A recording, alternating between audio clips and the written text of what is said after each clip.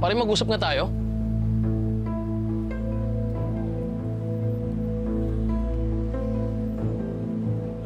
Bakit ka pumayag gawin yun ng tati mo kay Princess? Hindi ko alam kung bakit biglang ganun si Daddy kay Princess. Akala ko okay na eh.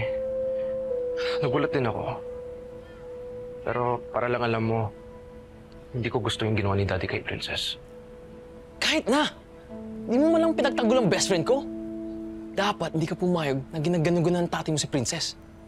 Hindi ka pa ang boyfriend ng best friend ko, sinasaktan mo na siya. Hindi mo kasi alam yung buong story. Ano?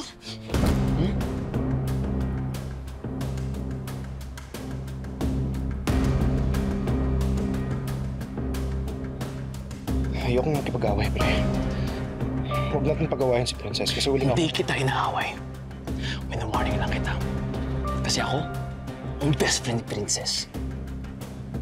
Alagaan mo ang best friend ko. Kasi hindi lang ako ang makakaaway mo dito. So anong ibig mong sabihin? Pinapaubahay mo si Princess sa akin? Ganun na lang yan? Igigip mo si Princess? Hindi ko to ginagawa para sa'yo. Ginagawa ko to para sa kaligayahan ni Princess. Sige, kaya kong dulistahan siya. Pero sa oras na sinaktan mo siya, malalaman mo